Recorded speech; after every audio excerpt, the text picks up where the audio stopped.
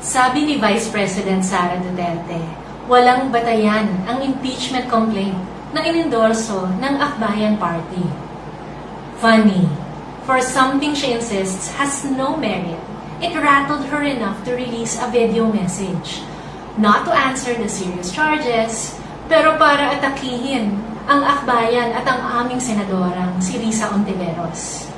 She even called the complaint harassment. How can something she insists is baseless harass her? Ano ba talaga, ate? Her video doesn't project confidence. Nangangamoy takot na tinatago sa bravado. Paano ba naman siyang hindi matatakot? The prospect of Congress impeaching her grows more real by the day. Simple lang naman ang hinihingi sa kanya.